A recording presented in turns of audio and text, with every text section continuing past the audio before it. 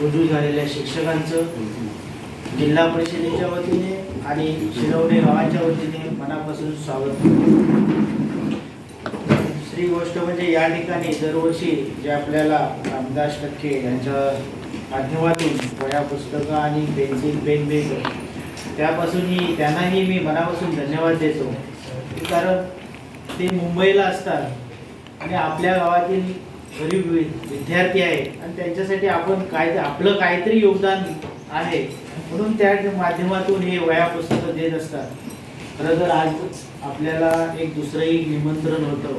आपल्या बाजूच्या गावातील औदुंबर ट्रस्ट आदरणीय हनुमंतजी नारकर उद्योजक यांच्या हस्ते आपल्याला आपल्या शाळेलाही वह्या पुस्तकं मिळणार आहेत आणि त्या ठिकाणी आपल्याला आपले 6वी आणि 7वीचे हे 2 वर्ग पाठवायचे आहेत। बाकीची मुलं लहान असल्यामुळे प्रवासाच्या दृष्टिकोनातून त्यांना पाठवता येत नाही, त्या ठिकाणी आपल्याला वह्या पुस्तकं मिळणार आहेत। मी त्यांचंही मनापासून माझ्या शाळेच्या वतीने गावाच्या वतीने अभिनंदन करतो, मनपूर्वक आभार मानतो। आणि आता डॉक्टर बोलले की आपण मातृभाषेत का शिकावं, जिल्हा परिषदेकडे मुलं काय येतात, मला या पालकांना सगळ्यांना सांगायचं आहे की या जिल्हा परिषदेच्या शाळेत सर्व मोफत मिळतं आणि डॉक्टर म्हणाले की मोठमोठे पोद्दारसारखी कॉलेज आपल्या शाळा आपल्या तालुक्यात आल्या आहेत, त्यांना बस वगैरे, पण तिथे आपण मोफत शिकतो का?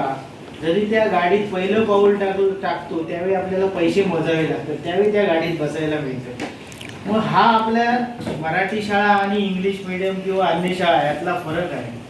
मग तुम्ही मुलं ह्या व्यासपीठावरती किंवा ह्या देणगीदारांची एकच इच्छा असते की ह्या गोष्टींचा तुम्ही सदुपयोग केला पाहिजे, चांगलं शिकलं पाहिजे। उद्या ज्यावेळी रामदास टक्के आपल्याला आज वह्या देतोय त्याला वाटलं पाहिजे की माझ्या शिरवणे शाळेतला विद्यार्थी 1 नंबर आलाय, पुढच्या वेळी त्याला लॅपटॉप देऊ, ही ज्यावेळी भावना तुम्ही त्या देणगीदारांच्या मनात व्यक्त कराल त्यावेळी खरं तर तुम्ही ह्या दिलेल्या गोष्टींचा कुठेतरी सदुपयोग झाला असं त्यांना वाटेल।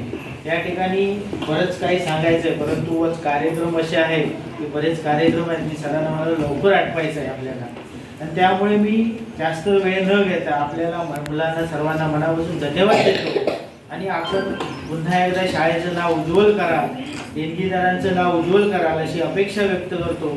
आणि नवीन मॅडम आल्या आहेत, खरं तर मी तुम्हाला मुद्दामून सांगतो, खारेपाटण विभागात येताना सरकारी कर्मचारी तो कुठलाही असू दे की येताना तो बाचकं देत असतो, दचकं देत असतो, त्याचं कारण एकच आहे की येथे चांगलं काम करणाऱ्यांना चांगली थाप मारली जाते, परंतु जे चुकीचं काम करतात त्यांना शिक्षाही दिली जाते।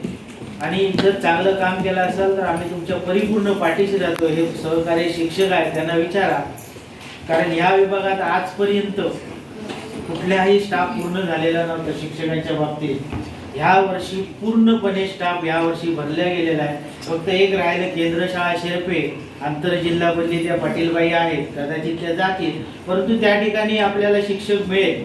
आणि अशी ज्या ठिकाणी यावेळी हे सगळे जे शिक्षक आहेत ते आपले घरातलं काम आपले घरातले विद्यार्थी म्हणून काम करतात, त्याहीप्रमाणे आपण काम करावं असं मी आपल्याकडनं अपेक्षा बाळगतो। आणि पुन्हा एकदा तुम्हाला सर्वांना शुभेच्छा देतो आणि मी माझे मनोगत थांबवतो। जय हिंद, जय महाराष्ट्र।